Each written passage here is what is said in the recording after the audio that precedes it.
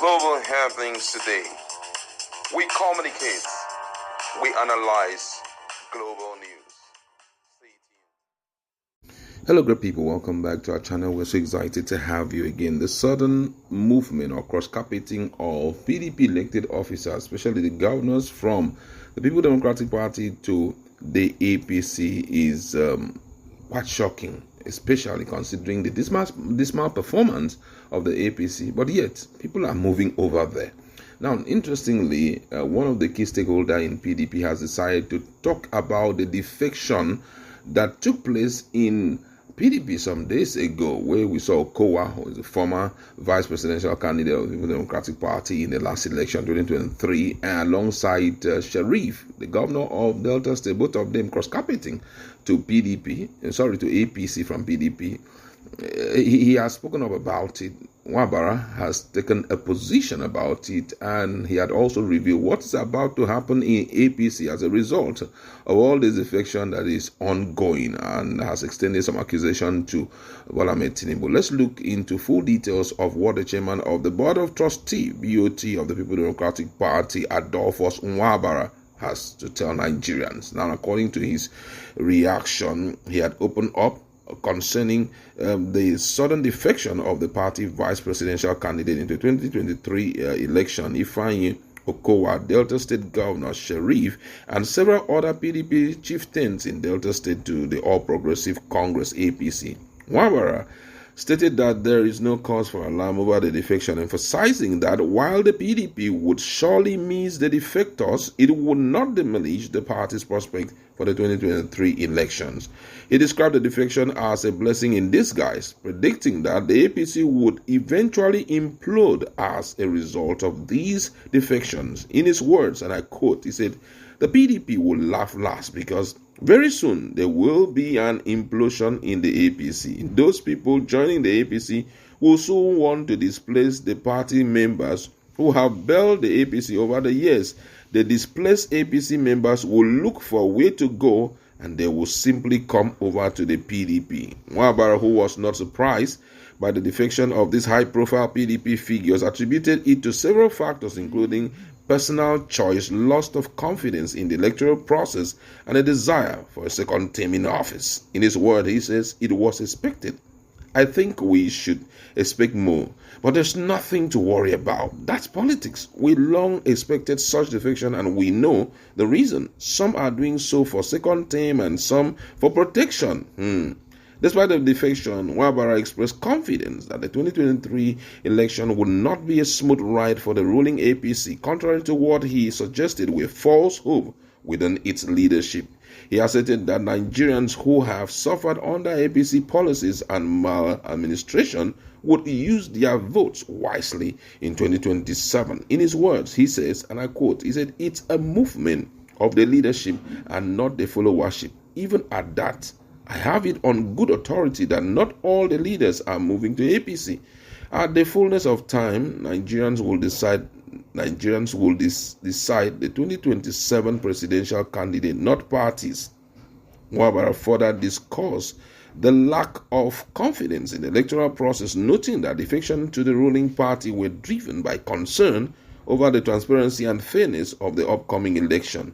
In his word, he says, "Those people defecting know that in 2027, the outcome of the election may not reflect the true will of the people. They may be afraid that the result of the election may be compromised, but Nigerians will not allow such broad-day robbery again."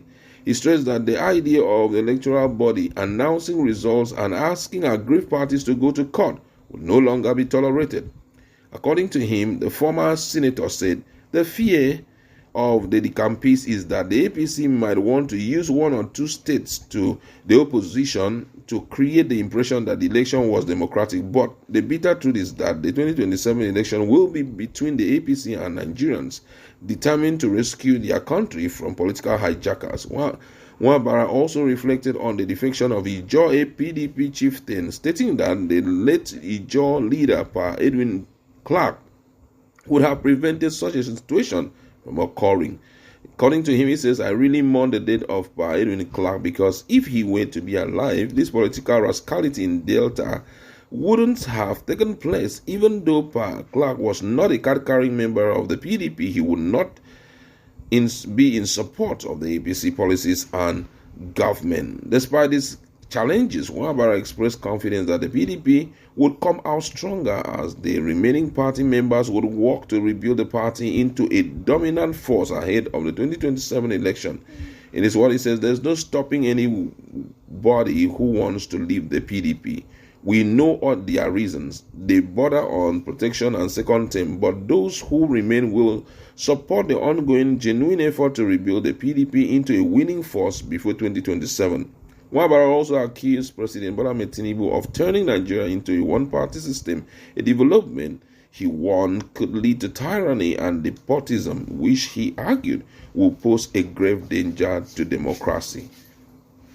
According to him, he says, I have earlier warned against Tinubu's turning Nigeria into one-party system, and it's all coming to pass now. He has no apologies for that, and this is not good for our democracy. Wow, what a position that the BOT chairman of the People Democratic Party has taken. I mean, I feel this hope is it's a kind of hope that is really needful at a time like this, especially considering his position as the PDP Board of Trustee members. But then, let's tell ourselves the truth.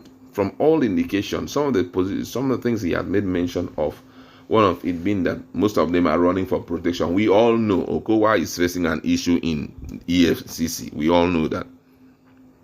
And facing that issue, he knows that if he defected on his own to APC would not really be looking out for him because he doesn't even have followership. Let's tell ourselves the truth. There are some people that even if they leave a political party, it won't change anything. That was why most people thought it well to say that Atiku Abubakar made a big mistake using him as his, vice presidential candidate, because he doesn't have that level of impact in Nigerian politics, even in his state. So how they won the elections, we do not know, but the truth remains that going with the state governor is a way of sending messages out there that they want to drag the entirety of Delta State to, the APC. But one cannot tell what the position of the people are. I think that's why these guys are really empowering poverty among Nigerians so that these things will continue. Just like Nwabara rightly pointed out, number one, for protection. Secondly, most of them are looking for second term. Don't forget, single-handedly, the mighty president of Nigeria had to suspend an elected governor even when it was against the constitution. He suspended him. I mean, that was the height. So I think that has sent fears instead of reactions in the governors forum. He sent fears down their spine. Everybody wants to, let me go and support Bola Ahmed Tinubu so that he will not suspend me too. This is one thing that will continue to erode the tenets of democracy in the country. If we, instead of us reacting against certain moves which are unconstitutional, we are, we resing and we try to, please the people who are doing the wrong stuff, then we have a future that will be so devoid of the people. The people influence will be reduced to nothing in democracy practice in Nigeria. And I must say that this is heartbreaking.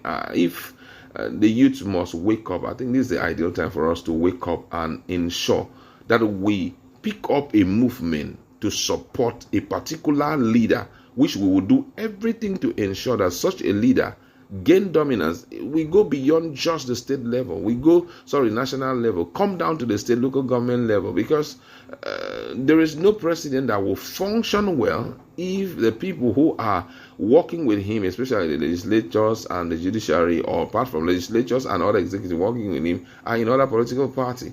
So it's going to be, just like Nwabara has clearly pointed out, a strong confrontation between the people, Nigerians, and the leaders. Don't forget that when we talk about vote, it has nothing to do with them. It has much to do with us. Yes, we know they have the instrument of government at hand. But then, let's watch out and see what will happen. Thumbs up to Nwabara for taking that position.